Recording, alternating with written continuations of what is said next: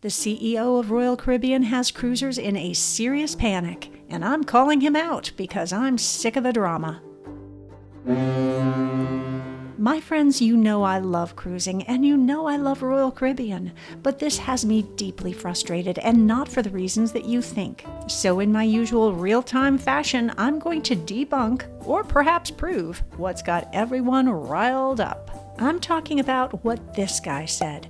This is Jason Liberty, the CEO of Royal Caribbean, who earns a stunning earnings package valued at $19.5 million a year in compensation.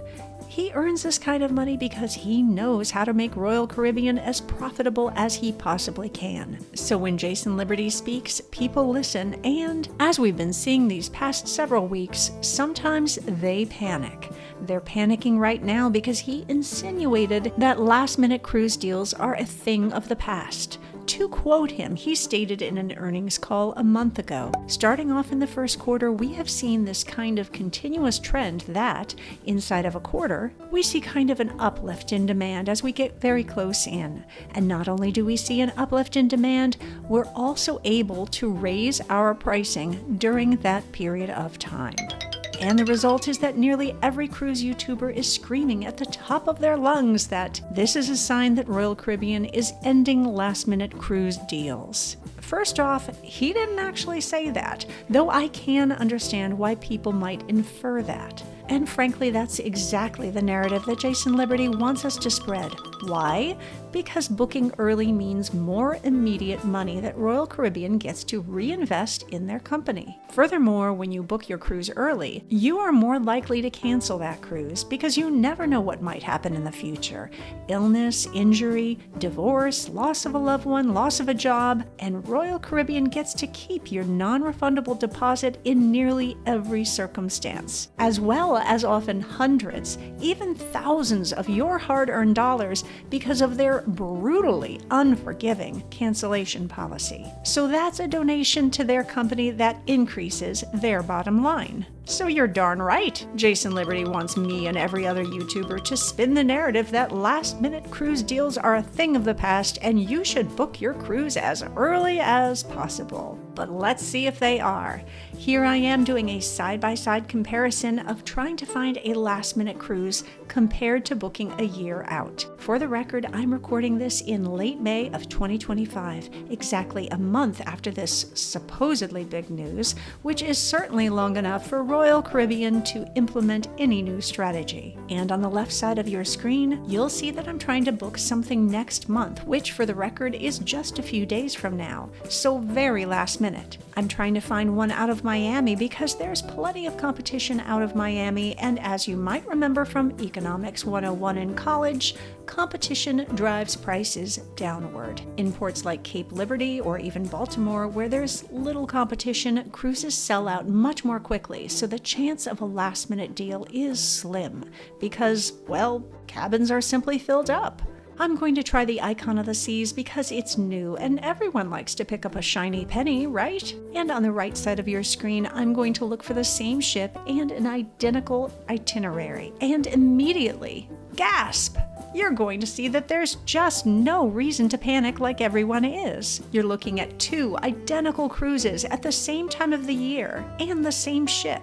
And the last-minute 2025 cruise is a lot cheaper than the 2026 cruise in every kind of cabin you can get outside of a suite. Let me just pause on this screen so you can really take that in, because it paints a very, very different picture from what Jason Liberty's comment has everyone saying, "No, my friends, the sky is not falling." But is this just luck?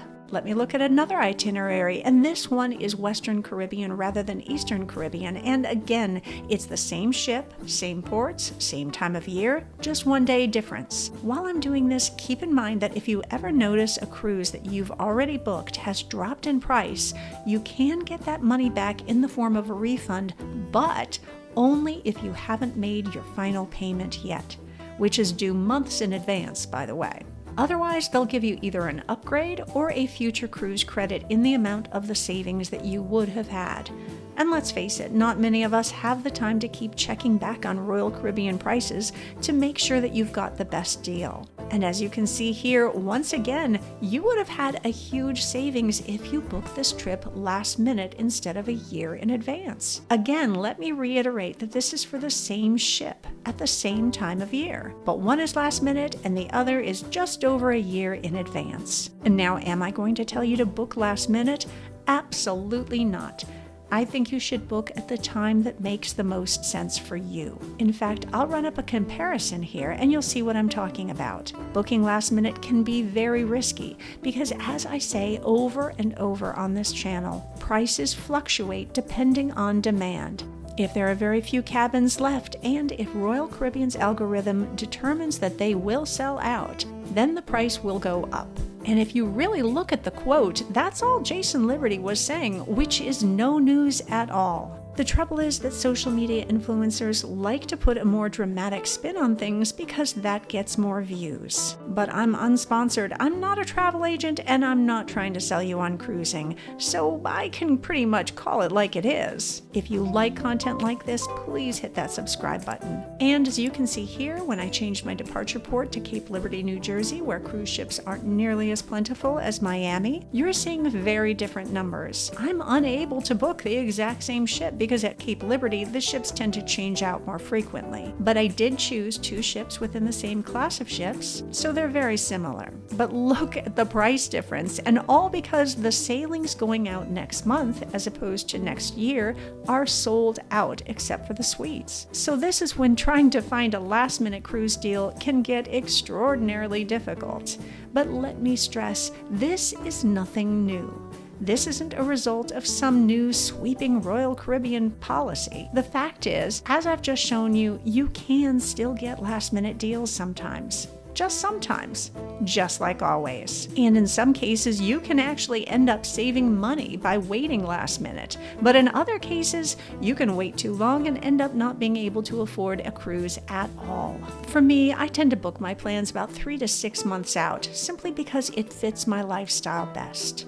How about you? Please post your thoughts in the comments below, and I also hope that you'll hit that like and subscribe button. And one thing I always tell people is to please buy travel insurance. I always go with a policy that covers not just the cruise, but also things like airfare if I need to fly to my departure port, hotel stays if I book a flight the day before the cruise sets sail, and definitely you want coverage for medical problems that might occur while you're away if your normal medical insurance won't cover you while you're on a ship. Thank you so much for watching, for commenting, for subscribing, and for making this channel such a wonderful, supportive community. I'm so grateful for you.